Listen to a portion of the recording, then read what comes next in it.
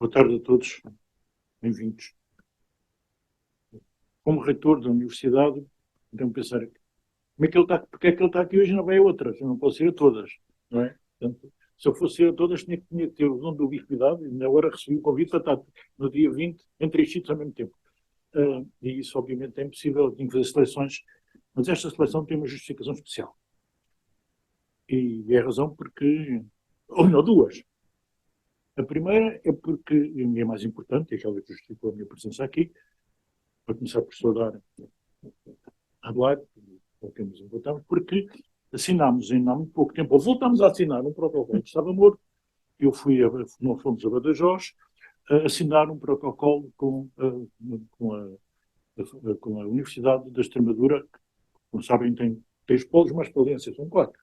E uma delas na Extremadura, sou reitor da Universidade, fez o favor de se deslocar de Cáceres a Badajoz, nós estávamos juntos, assinámos o protocolo, e nós não queremos que os protocolos sejam mortos. Eu, aliás, tenho a impressão que vou fazer uma investigação aos protocolos assinados para encontrar os cadáveres.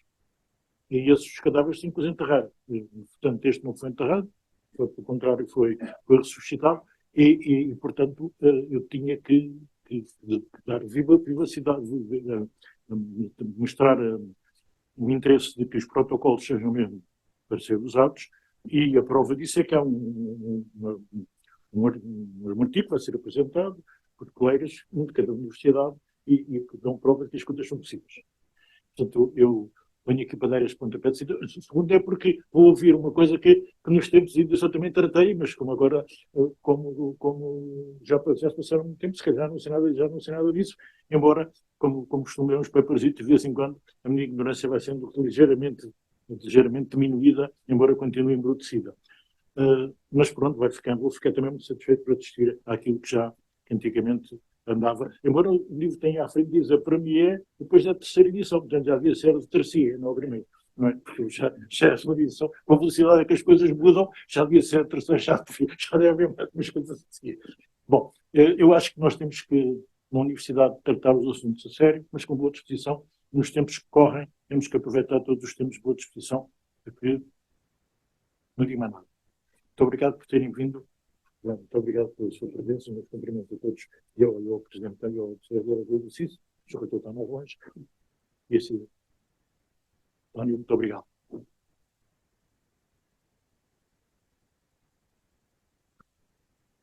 Temos a honra de podermos contar hoje aqui com a presença do nosso magnífico reitor, que fez uma introdução à nossa conferência, a quem agradeço por esta especial participação e dou as boas-vindas a todos a esta conferência, Modelos de Equações Estruturais em Estudos Científicos, que contará com duas intervenções e no final faremos a habitual sessão de perguntas e respostas sobre este tema. Portanto, aguardamos que do vosso lado também haja algum feedback sobre aquilo que vai aqui ser falado e no fim poderem também apresentarem as vossas questões ou fazer até comentários que se considerem construtivos.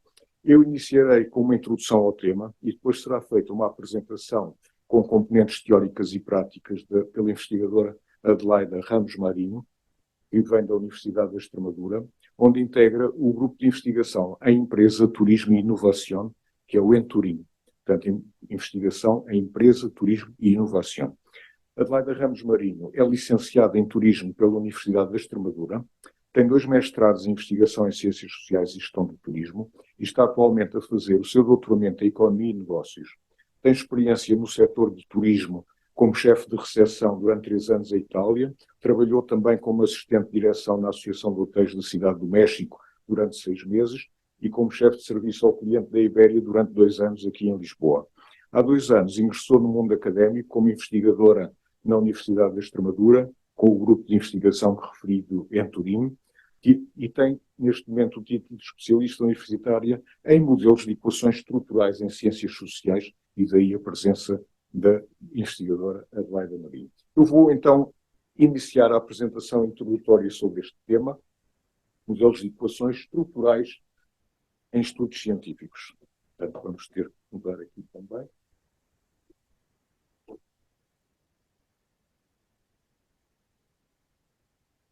Já está. Então, Eu vou fazer aqui uma componente introdutória também histórica, que é para saber como tudo isto apareceu. Certamente alguns dos presentes já conhecem modelos, até alguns que eu sei que já utilizaram este tipo de modelos, mas não fica mal apresentar a componente de enquadramento histórico de como é que aparecem os modelos de equações estruturais. A origem dos modelos de equações estruturais em inglês, Structured Equation Models, está associada a trabalhos nas áreas da genética, biologia e estatística dos senhores Sewell Wright e Ronald Fisher e Carl Pearson. Wright desenvolveu a teoria Path Analysis, que é um precursor dos atuais sistemas de equações estruturais. Carl Jorskog e Hermann Wald, estatísticos suecos, introduziram o conceito de matriz de covariância fundamental para a construção do SEM.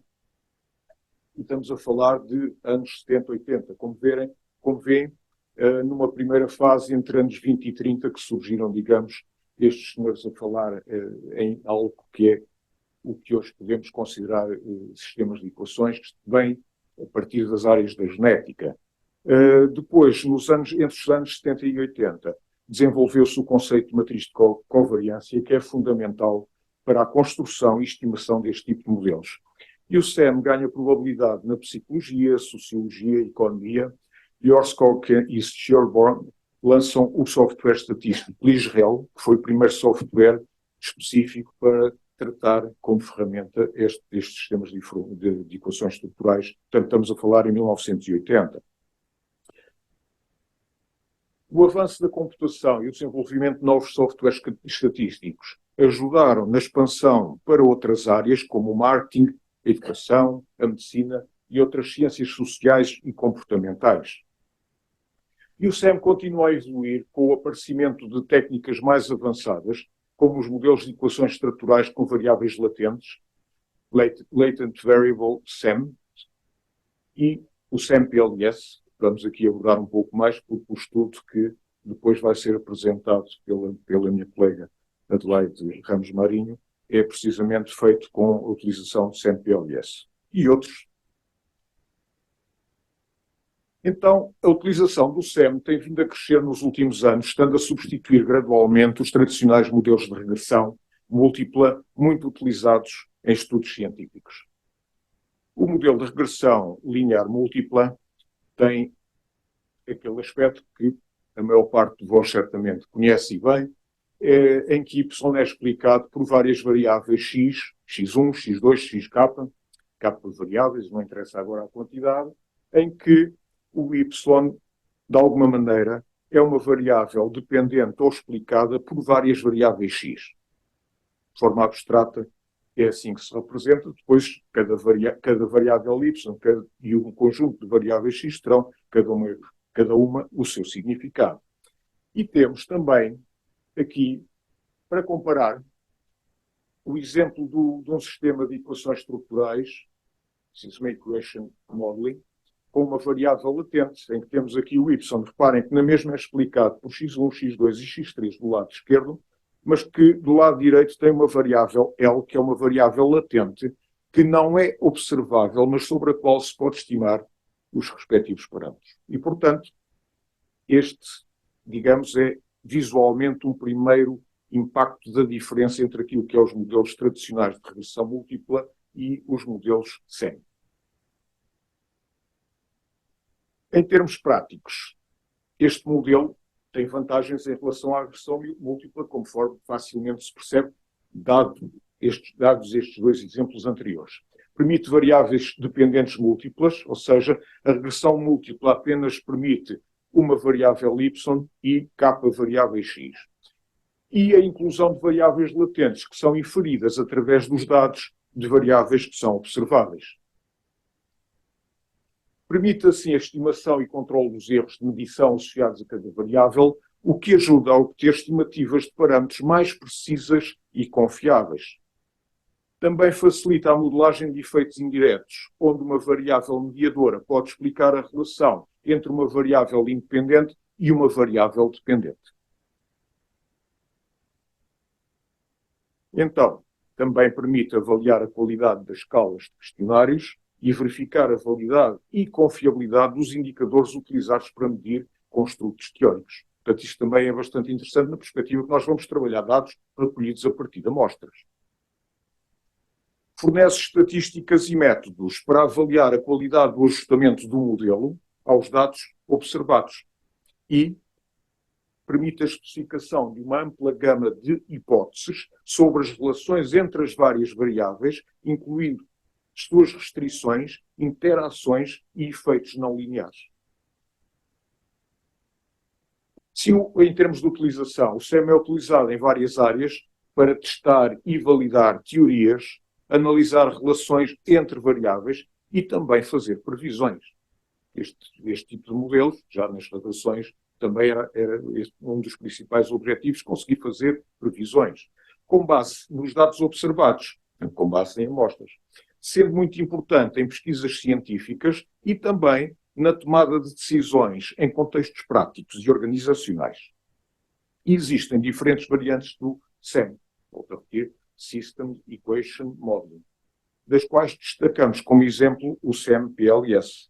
Aqui temos, na realidade, um exemplo que foi resultado de um estudo recente que efetuamos em conjunto com a Universidade da Extremadura, onde temos ali representadas várias variáveis que se relacionam entre si, que depois a Adelaide vai explicar com mais detalhe. Aqui é só para dar uma ideia como é que se representa, para quem ainda não, eventualmente, conhecer como é que é um modelo de equações estruturais e o tipo de representação.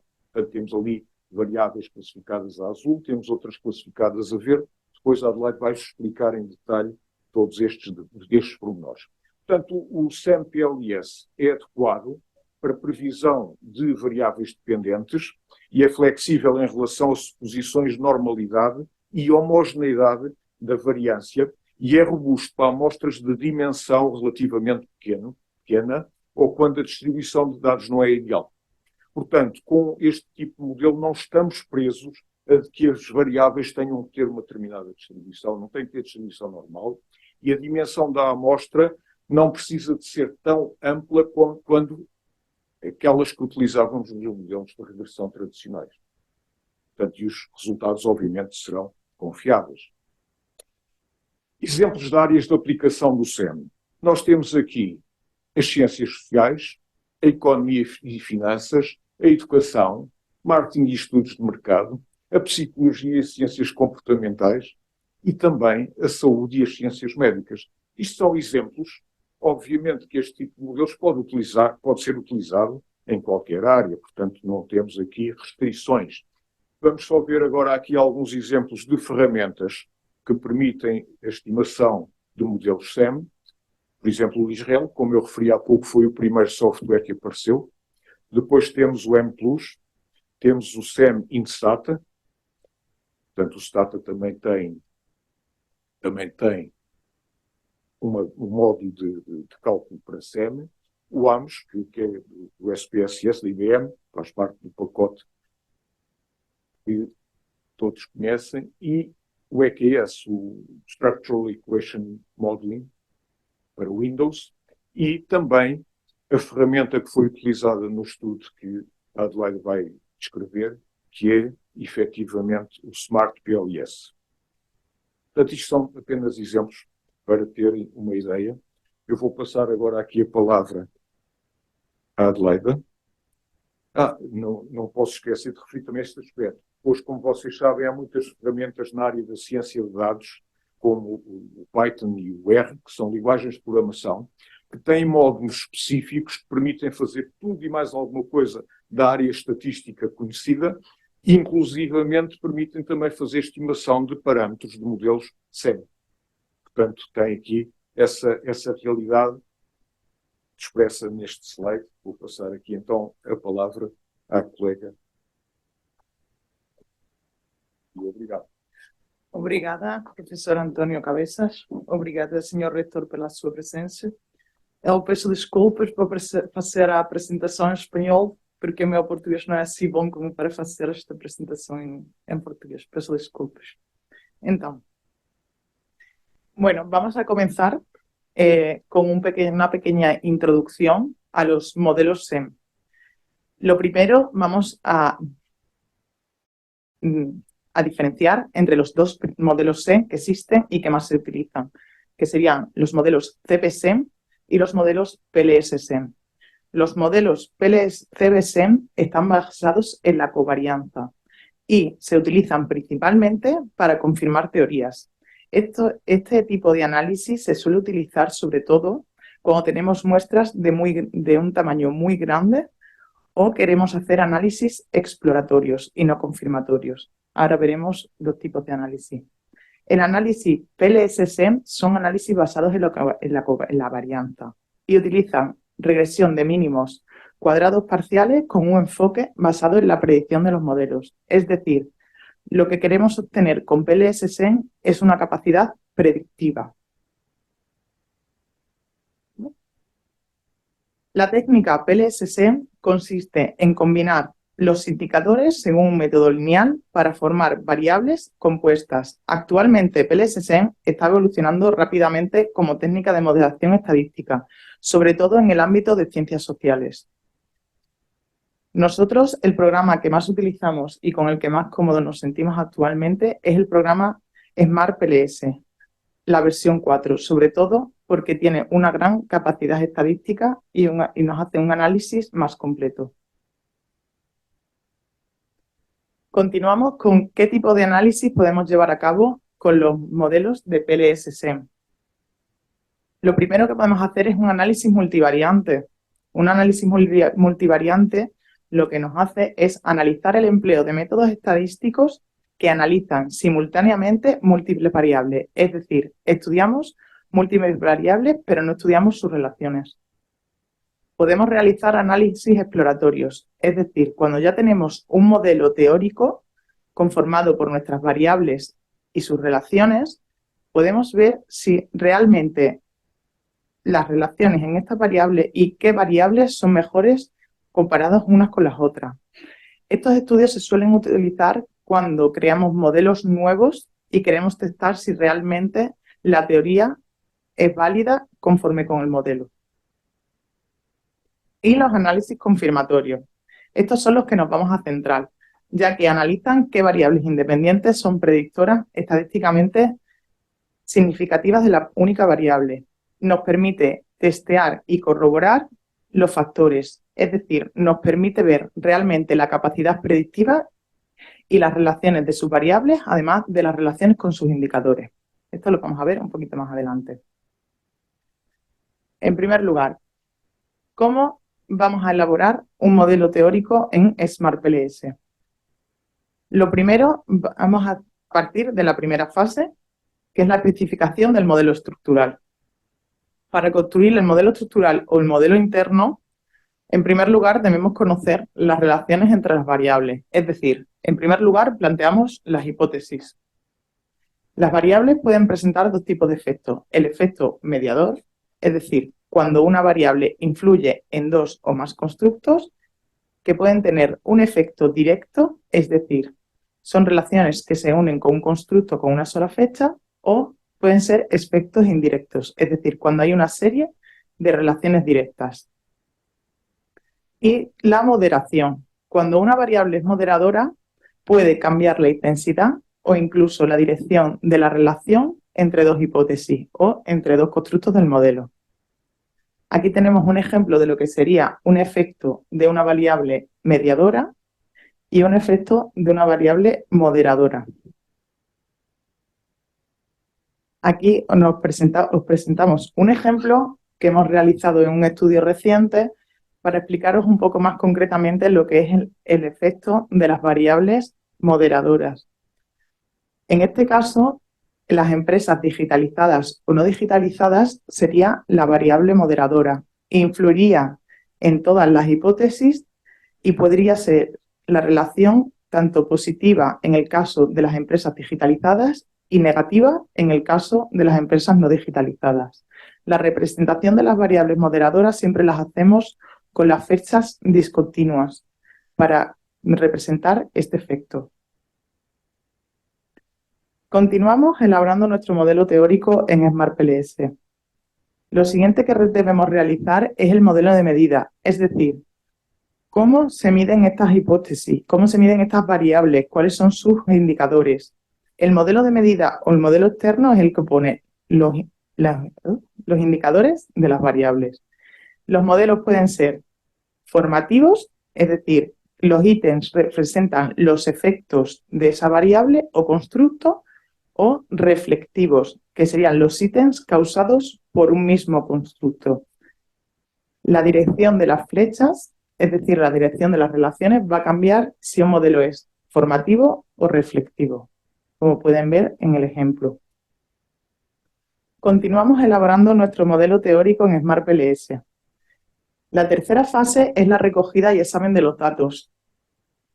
Lo que haremos antes de proceder al análisis es ver que la base de datos es correcta y que esta base de datos no encontramos demasiados valores perdidos, ya que el algoritmo PLS sí funciona muy bien con un número de valores perdidos, pero no deben de sobrepasar el 15%.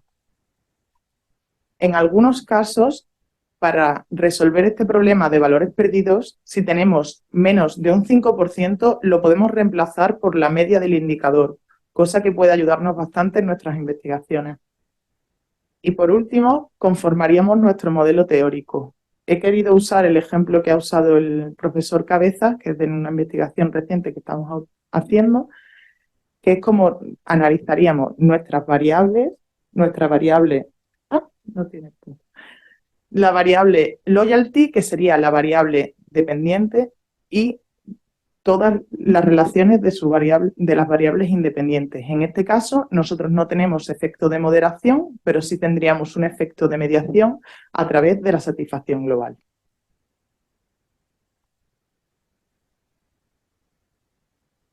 ¿Todo bien hasta aquí?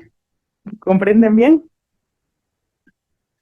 Bueno, continuamos con la valoración del modelo global. Empezamos a lo que es a realizar el análisis del ajuste de nuestro modelo, es decir, si nuestro modelo es válido o no. En primer lugar, analizaremos el estadístico SRMR.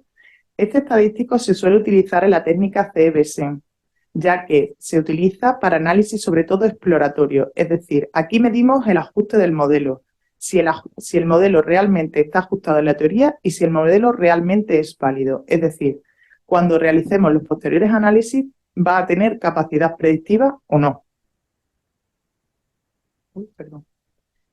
Y continuaremos realizando test de ajustes basados en Bootstrap. La técnica Bootstrap se utiliza para determinar la probabilidad de obtener una discrepancia entre la matriz de correlación implicada por el modelo y la matriz de correlación empírica.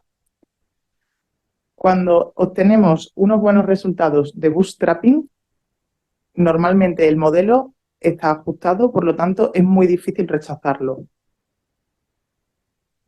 Como podéis ver, este es el ejemplo de la investigación que hemos realizado y nuestro modelo saturado está en los parámetros establecidos, tanto como el modelo estimado. Cuanto menor sea, cuanto más se aproxime al 0, mejor ajustado va a estar nuestro modelo. Continuamos con el análisis de los modelos de medida, es decir, de nuestro modelo externo. ¿Cómo medimos esas variables? En primer lugar, vamos a analizar en el caso de que los indicadores sean las causas de las variables. Para medir estos indicadores vamos a realizar tres aspectos. La primera, la fiabilidad de consistencia interna, en el cual determina si los ítems son similares a través de la correlación. Para ello vamos a utilizar el estadístico de alfa de Cronbach. Continuaremos analizando la validez convergente, que mide el grado en el que el constructo se correlaciona positivamente con una medida alternativa del mismo constructo. La validez convergente la analizaremos a través de las cargas externas y la media de varianza extraída. Terminaremos analizando la validez discriminante, que analiza el nivel en el que un constructo es verdaderamente diferente de otros constructos a través de la correlación. Para ello, vamos a utilizar el análisis de las cargas cruzadas del criterio Forner-Lacker y del heterotrait monorate. En el caso de los análisis de los modelos de medidas reflectivos, si el estadístico heterotrait monotrait no cumpliría los estándares estadísticos, podríamos rechazar todos los análisis anteriores. Es un paso muy importante en el que nuestros indicadores estén bien alineados, porque si no el modelo entero luego no nos ajustaría. En nuestro ejemplo tenemos solo un indicador, por lo tanto tenemos el máximo de varianza media extraída, de consistencia interna y de alfa de Cronbach, pero en el caso de que tuviéramos varios indicadores, todos estos indicadores, cada variable y cada indicador tendría que ser sus estadísticos tendrían que estar más acercados a la unidad. Es decir, hay una serie de parámetros que normalmente por menos de 0,3 se tendrían que rechazar. ¿Qué haríamos en estos casos? Normalmente, una de dos, o bien ajustaríamos nuestras encuestas o nuestros cuestionarios para ver qué está fallando, o directamente se eliminaría ese indicador. En el caso del criterio Forner-Lacker, lo mismo. Cuando el constructo o la misma variable coincide, la correlación debe ser siempre igual a 1. En el caso de la evaluación de modelos de medidas formativos, es decir, cuando los indicadores explican la variable, los indicadores son la causa de la variable. Para comprobar el modelo lo haremos a través de dos conceptos. En primer lugar, la evaluación de la valoración de sus pesos y su significación. Esto lo analizaremos a través de la estructura o composición de cada variable latente. Se estudia a través de los pesos de los indicadores y lo haremos a través del algoritmo bootstrapping.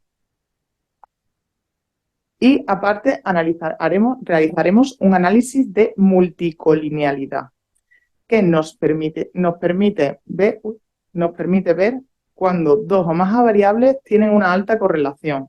Esto se mide a través del estadístico BIF, es decir, factor de inflación de la varianza, y debe ser menor a 3,3. Y continuaremos una vez que ya tenemos realizados los análisis de este modelo de medida, es decir, cuando nuestros indicadores realmente están aceptados estadísticamente, que explican o son las causas de nuestras variables, y ya tenemos ese modelo interno confirmado, vamos a analizar el modelo interno. ¿Cómo analizamos el modelo estructural o modelo interno? Pues ¿cómo lo vamos a hacer? Primero, analizando los path coefficients. ¿Cómo analizamos los path coefficients? Se realiza en un primer momento un análisis del algoritmo PLS. Nos saldrán unas relaciones y en estas relaciones, en estos resultados, deberán ser siempre entre -1 y +1. Cuanto más cerca a la unidad, mejor relación tendremos o más significación tendrá esa relación. Continuaremos analizando un análisis bootstrapping. La principal utilidad del empleo del bootstrap es reducir el sesgo del análisis, es decir, aproximar la varianza gracias a la realización de remuestreos aleatorios. En esta parte calcularemos los estadísticos T, P y el intervalo de confianza. Ahora les mostraré una tabla para verlo visualmente. También analizaremos el coeficiente de determinación R². Es una medida ya de poder predictivo, es decir, ya comenzamos a analizar si nuestro modelo realmente tiene predictividad. Este coeficiente representa la cantidad de varianza de un constructo dependiente que es explicada por todos los constructos asociados al mismo. Cuanto mayor sea el valor, mayor es el nivel de predicción. Continuaremos analizando el coeficiente de F², también llamado R² ajustada. Son los valores de R² de las variables latentes endógenas cuando un constructo exógeno específico se incluye o no en el modelo. Y por último, realizaremos un análisis de blindfolding y relevancia predictiva Q². La Q² se realiza a través del procedimiento Blind Finding para una distancia de emisión, lo que nos permite obtener medidas de la redundancia validada de forma cruzada para cada constructo endógeno. La Q cuadrado lo que nos va a dar sobre todo, aparte de que los estadísticos sí nos dan la capacidad predictiva, pero realmente es lo que nos va a confirmar si nuestro modelo realmente cumple con esa predicción o va a cumplir, y si nuestro modelo realmente es válido para proyectarlo en un futuro. Aquí tenemos un ejemplo. Una vez que hemos hecho todos los análisis, estamos utilizando siempre el ejemplo que ha puesto el profesor Antonio Cabezas, cómo las relaciones entre las variables son entre -1 y 1, y cómo analizamos la predictividad del modelo con R cuadrado ajustada o F cuadrado y Q cuadrado. Una vez tenemos nuestro modelo, el modelo de medida y el modelo estructural, vamos a analizar qué tipos de relaciones tienen estas variables. Como hemos comentado antes, pueden ser mediadoras o moderadoras. Tanto la mediación como la moderación no se miden a través de parámetros, sino que nosotros deberemos de analizarlas, debemos de ver si tiene algún tipo de relación. Y en el caso de la moderación debemos ser muy conscientes de la influencia que tienen entre ellos.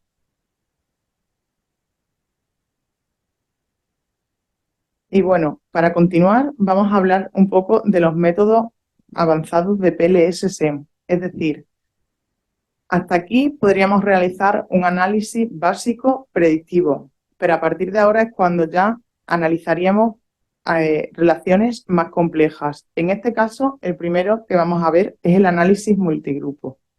El análisis multigrupo nos permite analizar si las diferencias de los coeficientes PAD son estadísticamente significativas o no.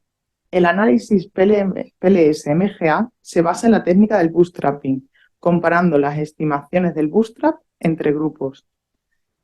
Una parte muy importante de cuando se realiza un análisis multigrupo es analizar la invarianza del modelo de medida, que se utiliza para analizar las diferencias grupales de las estimaciones del modelo, que no se deben al contenido de las variables latentes entre los grupos. Es decir, cuando nosotros segmentamos los grupos, si esos grupos realmente están bien segmentados y si son realmente válidos o hemos realizado una segmentación que puede dar lugar a errores. Para ello, realizaremos un análisis MICOM, que aplica un test estadístico para asegurarse que las puntuaciones de los compuestos no diferencian significativamente en los grupos. En el mismo análisis que hemos realizado en el paper y en el estudio que estamos presentando, también hemos realizado un análisis multigrupo, ya que hemos hecho una comparación entre España y Portugal. Como podéis ver, hemos analizado los coeficientes PAD y el p-valor, que son lo que nos da si realmente hay significatividad o no entre los grupos. Continuando con métodos avanzados de PLS-SEM, vamos a continuar con el análisis del mapa importancia-rendimiento, IPMA. Compara los efectos totales del modelo estructural sobre un constructo objetivo específico con las puntuaciones medias de las variables latentes predecesoras de dicho constructo. Para ello vamos a medir los efectos totales y las puntuaciones medias. ¿Qué obtenemos realmente con este análisis? Este análisis nos dice qué variables explican más otras variables y qué variables tienen más rendimiento dentro de todo el análisis. Esto es muy útil, sobre todo cuando hacemos análisis de segmentos o análisis de grupos, para ver qué variable se explica más en un grupo o en otro, o en una relación o en otra. Continuaremos con el análisis de la heterogeneidad no observada, FIMIX-POST. La agrupación de datos a lo largo de las observaciones puede llevarnos a resultados erróneos. Por lo tanto, realizamos una técnica de segmentación que nos divide los datos en grupos correctos. Es parecido al análisis MICOM, lo único que este es más orientado a la predictividad. Además, tenemos la posibilidad de realizar a su vez un análisis PLS post que se utiliza para realizar la segmentación orientada a la predicción. Y bueno, ¿por qué debemos usar todos estos estadísticos y por qué usar este programa? Pues bueno, en primer lugar, porque no impone ninguna suposición de distribución específica para los indicadores y no necesita que las observaciones sean independientes unas de otras.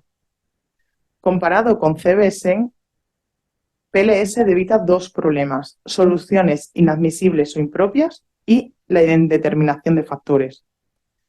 PLS, además, no establece mínimos requerimientos sobre las escalas de medida. Pueden ser nominales, ordinales, de intervalos o ratios. Las más usadas siempre serán de intervalos o ratios, ya que prácticamente en casi todas las investigaciones usaremos escalas Likert. Una parte que también es positiva de PLS-SEN es que no requiere uniformidad en las escalas de medida. Es decir, los indicadores pueden ser de 1 a 3, de 1 a 5 o de 1 a 7 y se pueden combinar entre ellos. Comparado con CBSEN, PLS-SEN también puede estimar modelos estructurales con pequeñas muestras. Es decir, podemos analizar pequeños tamaños muestrales, pero siempre y cuando tengan un mínimo de representatividad. Es decir, si estamos analizando una región como la de Extremadura en las empresas, si tenemos una muestra de 50 empresas, obviamente no vamos a tener un análisis estadístico. Pero si tenemos una muestra de 300, 400 empresas, sí vamos a poder realizarlo y sí vamos a poder tener una capacidad predictiva. Además, como con la técnica bootstrapping, lo que nos hace es medir en varias observaciones, es decir, nos mide la predictividad y la posibilidad que tendría ese modelo si nosotros tenemos 200 observaciones, pues en 5.000, en 10.000 o en 20.000. Por lo tanto, la potencia estadística es más alta. Y además, PLS-SEN es bastante robusto frente a tres insuficiencias: las distribuciones sesgadas entre las variables manifiestas en vez de simétricas, la multicolinealidad tanto en las variables latentes como entre indicadores y la incorrecta especificación del modelo estructural.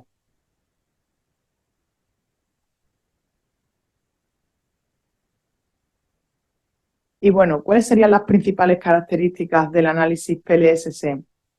En primer lugar, los datos. Como acabo de comentar, no hay problema de identificación con tamaños muestrales reducidos y la potencia estadística es bastante alta.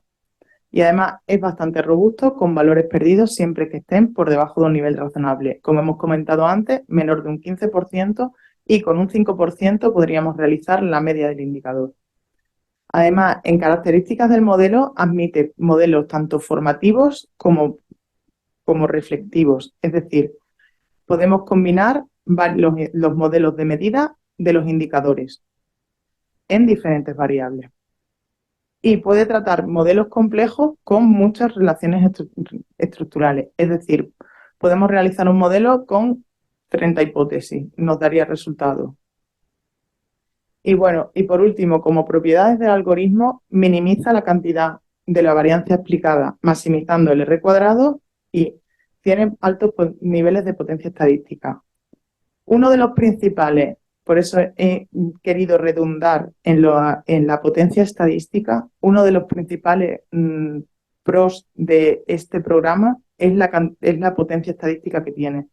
Es decir, podemos analizar tanto muchas muestras como un modelo muy complejo y la cantidad de estadística que vamos a tener va a ser siempre muy alta.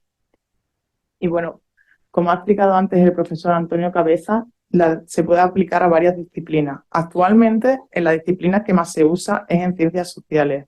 Os he querido dejar algunas referencias para justificarlos en los papers, pero sobre todo en el tema de economía, ya hay varios autores que sí establecen que Smart PLS es una de las mejores técnicas comprobadas para realizar nuestros análisis. Y muchísimas gracias por su atención.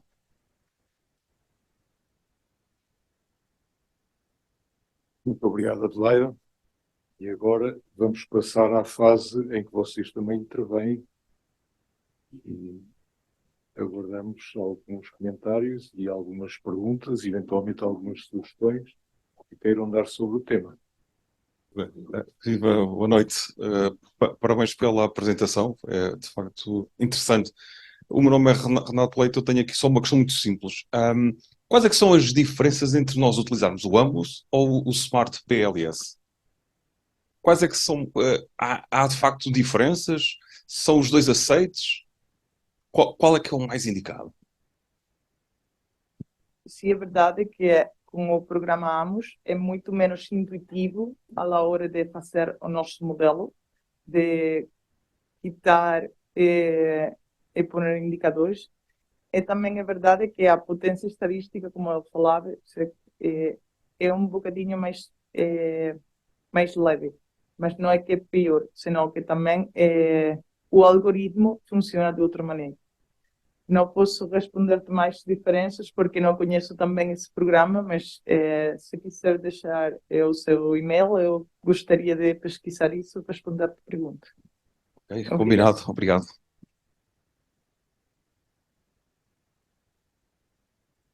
Mais questões?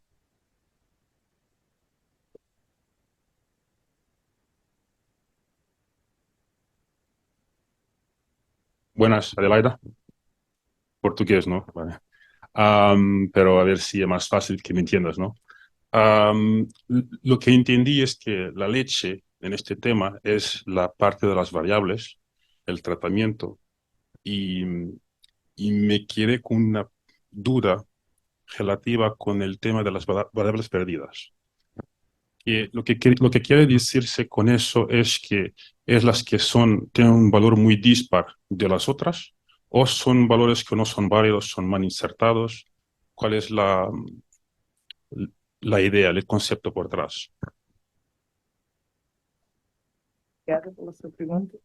O que eu estou a falar dos dados perdidos, dos valores perdidos. Isso é quando nós fazemos os nossos questionários, as nossas encuestas, tem voltas que a gente não responde certas questões, então fica vazio desse indicador. Se ter muitas respostas ou muitas perguntas que não, por exemplo, si tienes una muestra de 20 y esa pregunta solo la han respondido 7 personas, tienes 13 valores perdidos. Por lo tanto, cuando vayas a ejecutar el algoritmo, no tienes datos suficientes como para analizar la correlación, la varianza. Por lo tanto, esos valores perdidos, si son mayores de un 15%, no podremos usarlo. Si son menores a un 5%, lo podremos modificar por la respuesta media. En el caso de los valores perdidos, de todas maneras, cuando nosotros en la base de datos, cuando tú introduces tu base de datos en Excel con todos los números que tenemos ahí de todas las preguntas, se sustituye ese valor por un valor que pueda reconocer el programa y él mismo te va a decir cuántos valores perdidos tienes. Para poder resolverlo. Muchas veces, si tienes muchos valores perdidos, ese indicador o esa variable no es significativa. Entonces, hay un proceso primero de homogeneación, ¿no? De los homogenización de los datos. Y después, mi próxima pregunta es, ¿cómo se ha llegado al 15%? ¿Por qué no 20%? ¿Cómo se llega al 15%? ¿Cómo se ha llegado al 15%? El 15% de admisibilidad de variables que no valen, ¿no? El 15% de los datos. Sí. ¿Que cómo se llega? Pues no cómo se llega, pero ¿por qué 15 en particular? Pues 15 porque lo dicen los libros de estadística, que si no tienes un 15% no funciona. Eso no lo he inventado yo. Hay alguien que ya lo ha inventado antes y se ha cerciorado de que eso sea así. Siento no poder responderte, pero eso creo que es un tema muy profundamente estadístico que no sabría contestarte. Vale. Pero está justificado teóricamente. Vale, gracias. Complementar que nós, obviamente, seguimos muito aquilo que são as indicações dos teóricos, por exemplo, em relação à dimensão da amostra, o R diz que no mínimo devem ser 200, mas em casos específicos podemos utilizar 150 observações relativamente a uma variável, obtendo com este tipo de modelos resultados bastante fiáveis. Portanto, aqui nós baseamos sempre naquilo que também os especialistas nos dizem e recomendam relativamente a este tipo de questões, como é. Obrigado.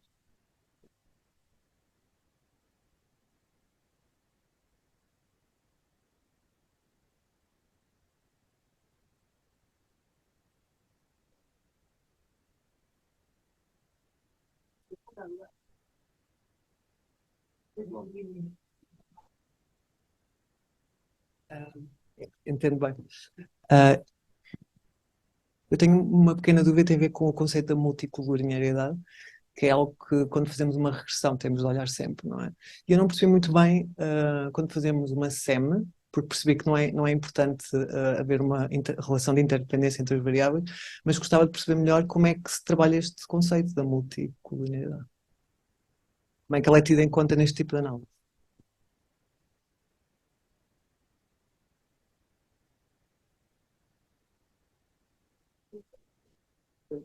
Sobre todo el tema de la multicolinialidad, lo tratamos lo primero en el análisis de los indicadores formativos y también lo tratamos en el análisis, ¿no? Del modelo estructural.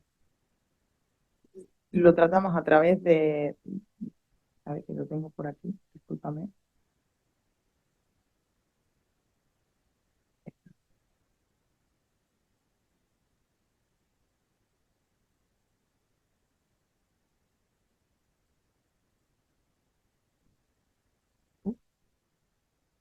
Sabía que podría ser una pregunta y la tenía... Lo analizamos a través de la correlación, ¿no? De la alta correlación. ¿Por qué? Porque a mayor correlación que tengan estos indicadores entre ellos, suponemos que conforman mejor esa variable. Y es por eso por lo que utilizamos, pero lo utilizamos sobre todo en el modelo de medidas formativo, no tanto en el análisis de modelo estructural que se utilizaría más en los modelos de regresión.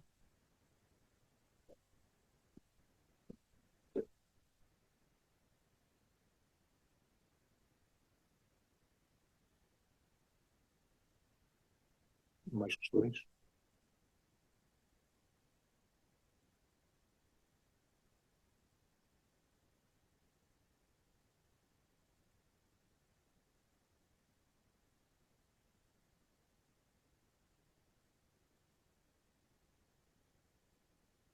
Não sei também se alguns dos presentes já estão a trabalhar com modelos de equações temporais, mesmo, enfim, numa perspectiva diferente da utilização do EMOS, se querem também partilhar um pouco connosco e com todos os presentes algumas das vossas experiências. Penso que também seria interessante.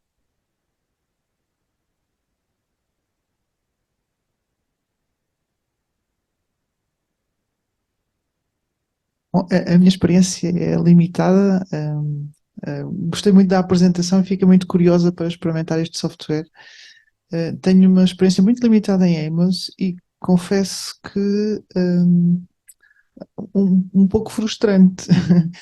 E penso, se entendi bem, que tem a ver com algumas das limitações que o PLS não coloca, não é? Portanto, que consegue utilizar amostras com pequenas falhas, digamos assim, que no nosso caso, suponho que era isso, já foi há algum tempo, não me lembro, mas lembro que nunca nos dava assim uns valores tão simpáticos a nível de o modelo realmente ajusta-se aos dados, portanto não consigo partilhar mais que isso, a não ser que nos dados que nós tínhamos nunca conseguimos obter um ajuste muito bom e, portanto, nunca conseguimos verificar um modelo com bons indicadores estatísticos. Por isso fiquei muito curiosa para experimentar este software, parece um bocadinho mais flexível, não é? Mas lamento não poder partilhar mais do que isto. Sim. Não, obrigada. Eu trabalhei em conjunto com a Adelaide e com outros dois colegas neste tema e, de facto, também fiquei bastante surpreendido com a ferramenta que foi utilizada, porque é específica de SEM-PLS. Portanto, é uma vertente específica que nos dá estas vantagens de permitir amostras mais pequenas, não se preocupar com multicolorialidade, etc. Isso é muito vantajoso para o nosso tipo de estudos e muitas vezes para os dados que nós temos.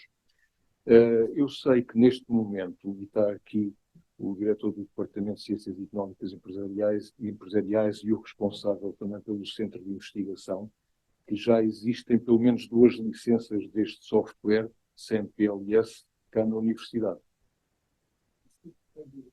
2. Portanto, se a nossa colega quiser ver e experimentar, penso que o Centro de Investigação do Departamento de Ciências Económicas Empresariais estará aberto a essa situação. Muito bem, agradeço. Se a vantagem não tivesse, a necessidade de falarmos uns com os outros continua a ser evidente, não é? Não é cada um saber o que os outros têm, porque a interdisciplinaridade com isso. Sobretudo a metodologia, quando ela é usada em várias áreas. Eu como estou velho, não estou velho, estou gasto. Gasto a esta hora, porque durante a manhã estou com esta. E como tenho, como todos nós temos a memória do que se passou há momentos, falha. Não falha a memória anterior. Daqui a meia hora para trás está tudo. Mas agora os minutos para trás, onde é que eu deixei para ter, onde é que eu o telemóvel, nunca sei. E, portanto, vi ali uma coisa que eu não sei se vi. Agora, como não escrevi. E que me fez impressão é que ele, ou o modelo até era tão forte que até aceitava uma má especificação. Isso é completo. O tipo é torto e faz bem. Percebi bem. Como? Parece que depois comecei a andar bem. Assim? Como eu fiz golpe. Porque se eu percebi bem, nem isso importava. Mesmo que eu tivesse mal especificado, dava maus resultados. Isso aí, começo a pensar que os resultados não são tão bons assim. Estou errado? Desculpa lá, mas aqui isto é. Tudo tem limites. O facto desta ferramenta trazer vantagens em relação aos métodos de STEM mais antigos, na realidade também tem limites. As coisas não podem ser feitas ao acaso. É óbvio, por exemplo, no estudo que fizemos, a qualidade dos dados. Quão turco pode ele ser? Claro, a qualidade dos dados que conseguimos obter, quer em Portugal, quer em Espanha, era excelente. Isso também facilitou um pouco. Agora, a ferramenta permite, de facto, para aquelas situações em que não se tem determinadas respostas a determinadas variáveis, poder substituí-las de forma calculada, como a Adelaide estava a referir, por exemplo, com médias. E, portanto, minimiza o efeito negativo do facto de não ter resposta. Mas, quanto melhores forem as amostras, melhor, como é evidente. Aqui não, essa questão nem se coloca. Mais questões?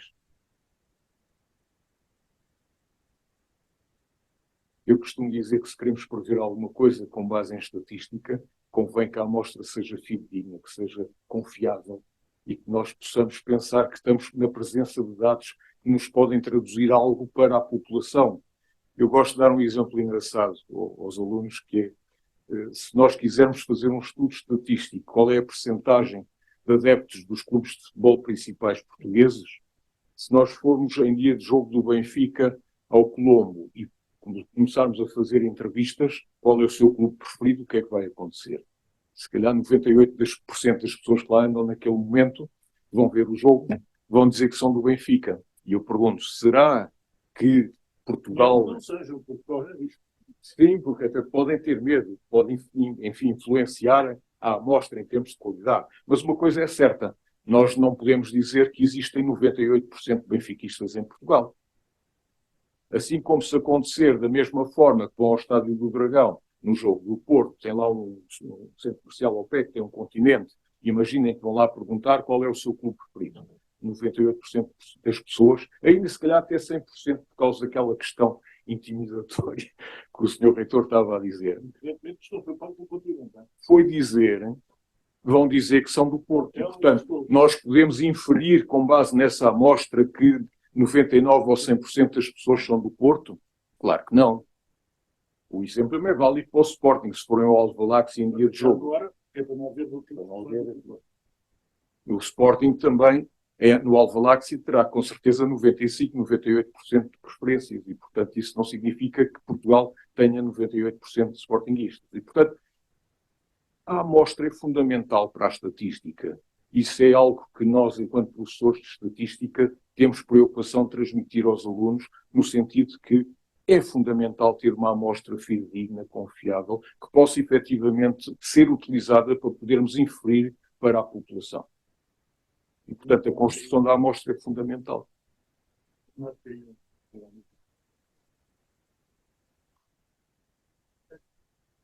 Era só para, de facto, esta questão entre o AMOS. Eu usei o AMOS porque na altura foi-me dito, bom, o Smart PLS é mais flexível. E há investigadores que o consideram mais permeável ao resultado poder não ser, não vou dizer que robusto, mas poder não ser tão consistente. E então o AMOS, sim, o AMOS é um dos caminhos. Não é intuitivo, não é fácil. É um início, demora algum tempo. O ajustamento, eu consegui um ajustamento perfeito após variedíssimas tentativas e no final foi um pequeno ajuste. Agora, o Smart PLS estava já em franco crescimento, acredito que ele agora já seja mais consensual. Eu mesmo assim ainda eu acredito. Qual é que é, dos dois, qual é que é o mais usado nas publicações mais recentes? Eu não sei essa resposta, eu não faço ideia. Se eu tivesse de fazer outra vez um estudo, a atualização do estudo que fiz, eu estou dividido qual das técnicas é que usava. Seria mais tentadora, provavelmente, agora o Smart PLS, para fazer para alguma comparação que se possa fazer? Eu acho que, e daquilo que foi a minha perspectiva também de contacto com o Smart PLS, através deste estudo que foi feito, eu acho que a questão fundamental é que, em termos estatísticos, se calhar há uma percentagem maior de utilização do AMOS em todo o mundo. Mas uma coisa é certa, o AMOS tem limitações que o Smart PLS não tem. Mas vocês dirão, mas será que isso é confiável? Claro que sim, depende da amostra. Eu continuo a dizer que nós, enquanto estatísticos, vamos trabalhar um determinado conjunto de dados, nós temos que ter segurança naquilo que são esses mesmos dados. Como eu estava a dizer, com este exemplo assim meio ridículo se formos ao Colombo em dia de jogo do Benfica, 98% das pessoas serão do Benfica. Portanto, não é um pouco essa ideia. A qualidade da amostra é sempre fundamental para aquilo que possa ser o sucesso do nosso estudo, independentemente de se utilizar AMOS ou Smart PLS ou outra ferramenta qualquer. Nós temos que ter uma forte preocupação sobre a amostra. Eu estou aqui na fase da filosofia científica e fiquei completamente baralhado. Porque imaginemos que temos dados não enviesados, confiáveis. Para ponto de partida, não é? Então, eu não quero ter um ajustamento. Eu quero saber o que é que os dados me dizem. Eu não quero construir um resultado. Eu quero saber a realidade. Porque eu conheço muitos que constroem resultados. Até com os liars. Quando não gostam dos dados, atiram-no fora, diz que é um dado. Não é? Bom. Então, eu só fico satisfeito se juntar os dois modelos e verificar que os resultados são consistentes. Porque senão, parece que o resultado vai depender do modelo. Estou cheio de medo. Mas com a coincidir das publicações, que é o mais que nos preocupa, acho, a todo o comitê científico, vai depender da revista que você escolhe. Porque eu tenho colegas que usam muito AMOS, tive tantos problemas para publicar porque esse editor preferia certos algoritmos que só têm o PLS. Ou, por contrário, se são modelos muito tradicionais de revistas, vão pedir-te que tenhas um programa que elas conhecem bem. Mas agora, se é verdade, nós trabalhamos muito com a EDEN, com a Academia Europeia de Economia da Empresa, que fazem muitos congressos internacionais, em que quase todos estamos a apresentar trabalhos feitos já com PLS. A maioria das pessoas que estamos a apresentar a trabalhar com esta ferramenta, porque acho que, primeiro, poupa tempo a nós a la hora de fazer todo o análise. E segundo, que muitos autores estão a verificar que esta técnica sí que funciona em ciências sociais. O facto é comparar os resultados, usar os dois. Aí é que nós conseguimos ver, não é? Qual é que é o mais eficaz, o mais eficiente, qual é, e se há necessidade de fazer ajustamentos ou não. Fica Sim, uma mas, ideia. mas de facto eu confirmo isto que a Adelaide disse, que há uma tendência para as revistas mais exigentes apostarem no Smart PLS. Isso é um facto. Eu testemunhei isso, de facto, quando participei também no último congresso da AEDM em Vigo. Eu tive a oportunidade de ouvir algumas pessoas a comentar e a falar sobre esse tema e, portanto, isso é uma realidade. Eu, mal comparando, isto é um bocadinho, se calhar, como as linguagens de programação na informática. Antigamente programava em Fortran, COBOL, hoje quem, enfim, salvo algumas exceções na área financeira e nos seguros, já ninguém programa em COBOL, utilizam outro tipo de linguagens. Quando estamos a falar hoje, por exemplo, naquilo que é o Data Science, que é uma área que me é bastante grata, fala-se em utilização de Python, fala-se em utilização de R. Portanto, na realidade, há aqui alguma diversidade, há uma diferença entre o ANOS e o Smart PLS naquilo que são os seus princípios, mas se calhar podemos estar aqui a constatar a existência de alguma evolução daquilo que é o ANOS para o próprio Smart PLS.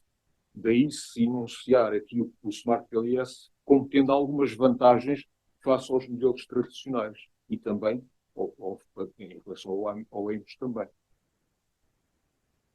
Não esquecer que o AMOS já é um bocadinho antigo. Exatamente, já tem toda uma história. O AMOS já tem Exatamente. muitos anos, porque eu ainda me lembro aqui na universidade, no tempo do saudoso engenheiro Braz dos Santos, que era um especialista de AMOS, não sei se recordam, infelizmente já faleceu,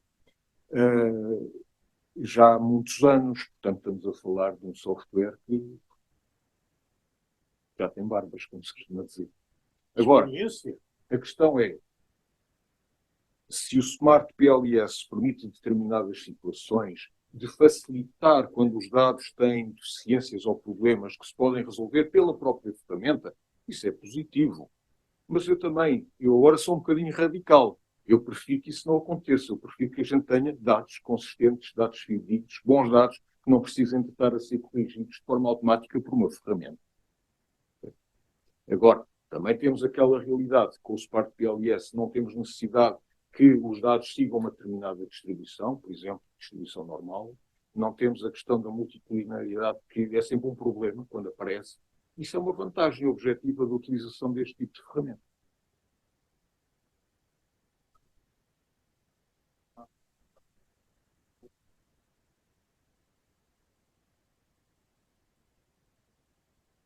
Eu diria que são ferramentas de facto diferentes. A metodologia que está por trás do Smart PLS é precisamente o SEM-PLS, é o Sistemas de Equações Estruturais com o método dos mínimos quadrados, ponto. E isso, em relação à ferramenta, à forma como a ferramenta foi concebida, traz algumas dessas vantagens do facto de também se basear em SEM-PLS.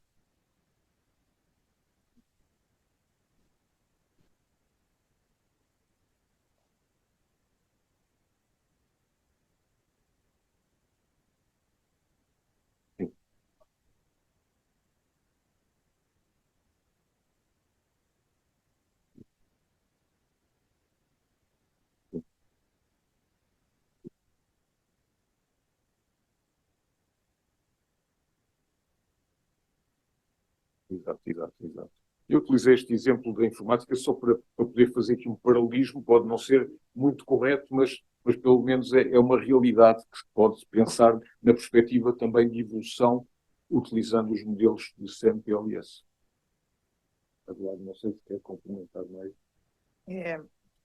También tiene una parte de aplicabilidad, porque ambos, como también conforme vamos surgiendo el debate, vamos hablando. También la parte de, como os he explicado, el análisis exploratorio y el análisis confirmatorio. Ambos es mucho más robusto frente a análisis exploratorios, es decir, para contrastar la teoría en modelos grandes y analizar que las relaciones de esas variables sí existen y qué tipo de relaciones hay. Pero PLS tiene un carácter predictivo, es decir, su aplicabilidad futura tiene mucha más validez que el algoritmo de Amos.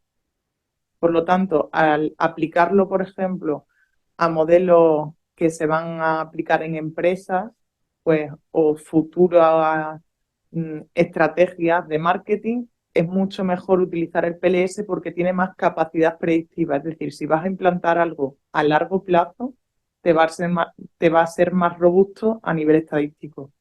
Y Amos te va a ser mucho más robusto si tú lo que quieres es decir que la variable A y la variable B tienen una relación.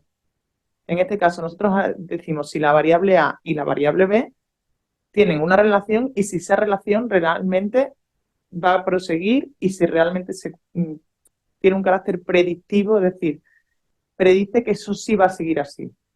Porque aparte, con el análisis del bootstrapping, lo analizan muchas más muestras. Con Amos tenemos las muestras que tenemos.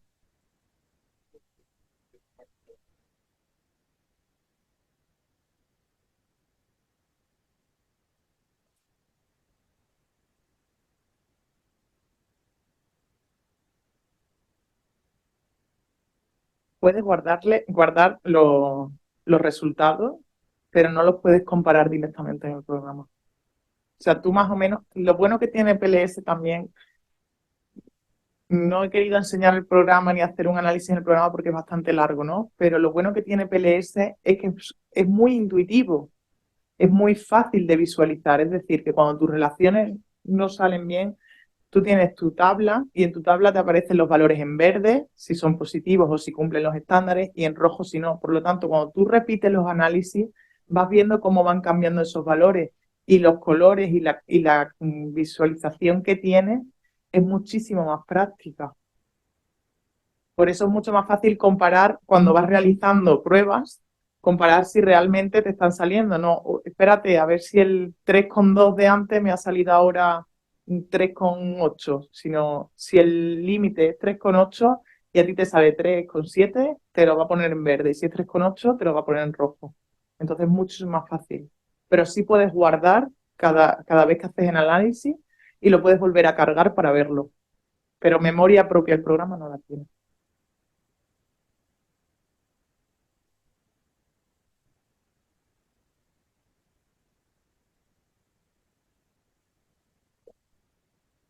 Más reciente que Amos, y una de las características del nuevo software es que hace la relación de información corriente con anterior. Por ejemplo, cuando vas a escribir algo en Google o algo así, ¿no? Te da una IntelliSense o lo que sea y te dice una sugestión de qué puede hacer. Y hay una estadística ahí, seguro.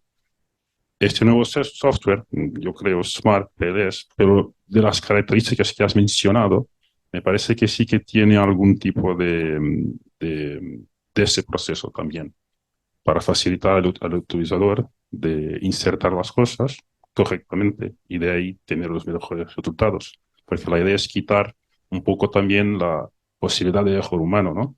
Que, inserte la variable errónea y no te dice, y avanzas, ¿no? Y sigue el resultado y no te da lo que esperas. Pero venga, esa es mi perspectiva. A ver, voy a dar un vistazo a eso. Pero creo que hay una licencia y todo, ¿no? Bueno, yo no queriendo que Smart PLS pierda dinero, no es mi empresa, tienes 30 días de prueba gratuito por ordenador y por correo electrónico. Venga, voy a buscar unos correos por aí. É tener un año o algo así. Gracias. Então, não sei se haverá mais questões. No caso não haver mais questões, eu passaria então a palavra ao Sr. Reitor para fechar aqui a nossa sessão. Muito obrigado por terem comparecido e espero que tenham achado interessante. Muito Obrigado a todos. Espero que tenham entendido que vale a pena ouvir outras coisas, não estão habituados. Eu tenho essa mania, ainda não desisti, de que se construir uma universidade quer dizer que todos falam com todos sobre os diversos assuntos e que não são tão especialistas. Teilhard de Chardin dizia que a especialidade é perigosa e que a hiperespecialidade mata. Porque nós sabemos fazer muito bem aquilo que cada vez afunilamos mais. Eu estou a falar basicamente para os estudantes de mestrado e doutoramento. Mas é bom que ouçamos como é que aquilo que estamos a fazer se insere no meio que nos rodeia e nós próprios. Ou seja, é bom que um estudante mas sobretudo a mestrado e doutoramento, e mesmo dos últimos anos de licenciatura, perceba que tem que saber mais para além daquilo que são a matéria que se aprende. Eu tenho um curso de Engenharia Química Industrial, na altura eram 6 anos. 6 anos. 35 horas por semana, com aulas ao sábado à tarde e com faltas se a gente não estivesse lá. E depois eu tive que fazer 3 estágios obrigatórios em 3 sítios diferentes que não arranjavam, com os relatórios para depois ser aprovados. Quando comecei a dar aulas no técnico um dia, quando eram 3 anos, eu disse que já tinha pelo menos 3 pós-docs ao pé deles. O que isso significa é que eu, entretanto, no curso de Engenharia Química Industrial, tinha, para além das cadeiras de Química, tinha todas as cadeiras, máquinas e eletrotecnias, resistência de materiais, sociologia, gestão de empresas, economia. E nós achávamos que tudo quanto não era economia não era chato, era aquela coisa que não tinha que saber. Assim que fui fazer os estágios, a primeira coisa que eu fui agarrar foi nos outros livros das outras coisas que não eram química. Portanto, eu aprendi isto muito cedo, porque as matérias todas se entrosam, e para nós sermos verdadeiramente universitários, portanto, peço-vos que sempre que haja boas informações ali fora, que estejam disponíveis, sobretudo aos alunos de mestrado e doutoramento, mas também os outros, e que vejam que há uma coisa qualquer interessante de outra área que não seja a minha, por favor, vão lá assistir. Só assim é que constrói a universidade. Está bem? E obrigado pela vossa presença, pela sua presença em particular, pela sua também, e vamos continuar, e também vamos a jovens, vêm cá mais vezes, porque senão para isto funcionar em condições e em várias áreas. Temos o do grupo formado, ainda hoje nós estivemos reunidos com eles, dei-lhes carta branca dentro das possibilidades minhas para abrirem o leque, e portanto os protocolos são para existirem. Bem-vindo, apareça sempre. Muito obrigado.